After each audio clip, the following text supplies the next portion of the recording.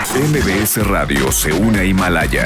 Todo el contenido de MBS Radio lo encuentras en la aplicación gratuita de Himalaya. Te mando un abrazote, querido Pedro Tello. Muy buenos días. Oye, a ver, todo el mundo está haciendo proyecciones sobre lo que va a pasar si la economía se cae más de 10%. Ya parece un consenso que vamos a caer 2 dígitos. Y una de las consecuencias directas, pues obviamente es la pérdida de empleos, pero también evidentemente la pérdida en la recaudación que tendrá el Estado. No hay chamba, pues no hay impuestos, así de sencillo, así de fácil. Pedro, ¿cómo estás? Cuéntanos. Luis, buenos días. Fíjate que sí, uno de los daños colaterales que poco se ha analizado en los medios de comunicación, más allá del impacto que tendrá la caída esperada de la economía en este 2020 sobre el comportamiento de la inversión productiva, o el desempeño del mercado laboral, o el desempeño al mismo tiempo del nivel de bienestar de los hogares en México, tiene que ver directamente con un signo vital de la propia actividad financiera del gobierno mexicano. Hablo de las finanzas públicas. Las estimaciones, Luis Auditorio, indican que si la economía mexicana cae más del 10%, tal como se comienza a perfilar a mediados del presente año, el sacrificio fiscal, es decir, la pérdida de ingresos por captación de impuestos asociados al impuesto sobre la renta y al IVA, superará los 400,000 millones de pesos. Y esa cifra, Luis Auditorio, es una cifra que abriría literalmente un boquete monumental en las finanzas gubernamentales, con todo y que, quiero subrayarlo, con todo y que las labores que se han realizado a lo largo de este año para combatir la evasión y la elusión fiscales, ha permitido al gobierno cerrar por lo menos el primer trimestre de este año con un crecimiento anual del orden del 9% en los ingresos públicos, fundamentalmente los ingresos tributarios.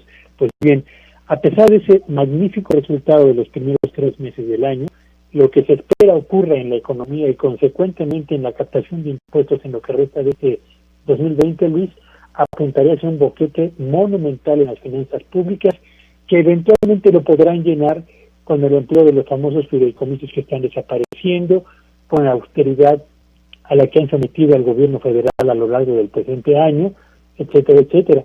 Pero la gran interrogante es, ¿y para el 2021 qué? Porque para entonces la economía mexicana estará muy débil, iniciaría su proceso de recuperación, pero en condiciones de apoyos provenientes del gobierno, vía obras públicas, entre otras cosas, francamente exiguos, cuando no muy débiles. Así que de ese tamaño se espera el boquete en las finanzas públicas para el presente año, Luis.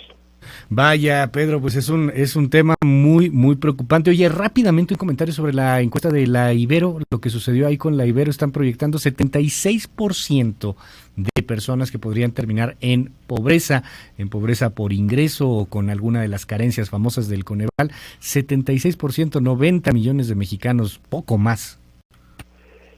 Híjole, ¿qué te digo? Yo creo que es una encuesta que vale la pena revisarla con cuidado. Ellos señalan que la pérdida de empleo, la pérdida de ingresos y la inseguridad alimentaria en la que están cayendo miles y millones de familias a lo largo del presente año va a disparar hasta el 76% el número de pobres en México. Si tomamos en cuenta que en México hay aproximadamente 125 millones de mexicanos en este 2020, el famoso 75 o 76% más bien que se están estimando, supone que tendríamos 95 millones de mexicanos en condiciones de pobreza. Esa cifra, Luis Auditorio, yo creo que es una cifra demasiado elevada, lo que no significa que la crisis vaya a tener efectos devastadores sobre la calidad de vida de los hogares, porque recordemos, la última medición de pobreza en México realizada en el 2018 señala que había poco menos de 53 millones de mexicanos en condiciones de pobreza, y CEPAL y un estudio de un banco señalan que este 2010 habrá entre 8 y 10 millones de pobres más. Así que yo creo que estaríamos pensando que en México una cifra razonable será 2020 con cerca de 55 millones de pobres, que contrasta contra los 95 millones que estima este instituto a partir de la encuesta que comenta Luis. Muchísimas gracias, Pedro. Pues ahí hay que estar analizando y hay que estar sopesando los datos. Lo que sí es que pues más pobres nunca será una buena noticia. Querido Pedro, mil gracias. Te seguimos en tus redes.